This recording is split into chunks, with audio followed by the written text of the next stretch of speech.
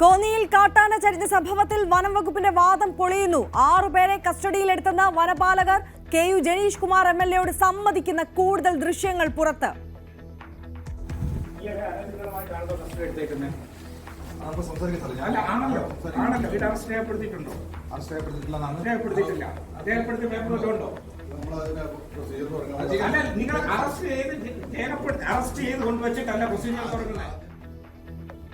Police ഇന്ന് MLAയുടെ മൊഴിയെടുക്കും. വനംവകുപ്പ് കസ്റ്റഡിയിലെടുത്ത 6 പേരും പോലീസിൽ പരാതി നൽകി.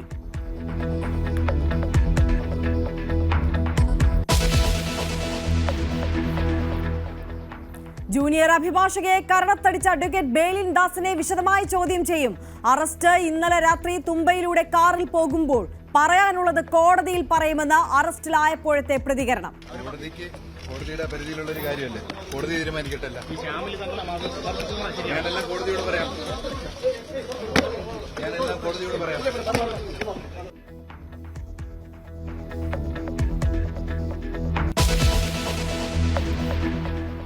സംസ്ഥാനത്ത് വീണ്ടും കോളറ ബാധിച്ച് മരണം. തിരുവല്ലയിലെ ആശുപത്രിയിൽ ചികിത്സയിലായിരുന്ന തലവടി സ്വദേശി രഘു മരിച്ചു.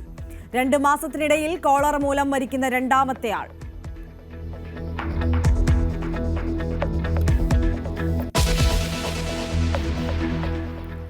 മലപ്പുറം കാളികാവിൽ ടാപ്പിംഗ് തൊഴിലാളിയെ കൊന്ന കടുവയെ പിടികൂടാനുള്ള ദൗത്യം തുടങ്ങി. ഡോക്ടർ അരുൺ സഖ്രിയയും സംഘവും സജ്ജം. കുങ്കിയാനകളും കാളികാവിൽ.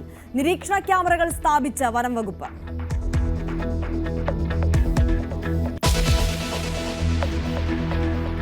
പുനഃസംഘടനയിൽ കെ സുധാകരൻ അതൃപ്തി പരസ്യമാക്കിയത് അവഗണിക്കാൻ KPCC നേതൃത്വം. കൂടുതൽ പ്രതികരണം വേണ്ടെന്ന് നേതൃതലത്തിൽ ധാരണ. മറ്റ് ഭാരവാഹികളെ തീരുമാനിക്കാനുള്ള ചർച്ചകൾ തുടരാനും തീരുമാനം. ACC ജനറൽ സെക്രട്ടറി ദീപാദാസ് മുൻഷിക്കെതിരെയും പടയൊരുക്കം.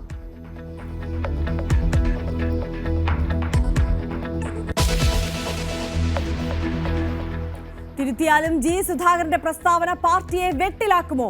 തപാൽ വോട്ട് തിരുത്തിയെന്ന വെളിപ്പെടുത്തൽ സാധൂകരിക്കുന്നത് UDF ആരോപണം. പ്രസ്താവന ആയുധമാക്കാൻ കോൺഗ്രസ്. ഇന്ന് CPM സെക്രട്ടേറിയറ്റും ചർച്ച ചെയ്യും. കേസെടുക്കുന്ന കാര്യത്തിൽ നിയമോപദേശം ഇന്ന്.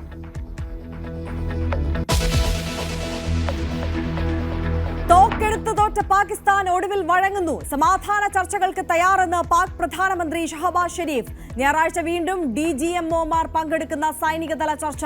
ജമ്മുകശ്മീരിൽ അതീവ സുരക്ഷ തുടരുന്നു.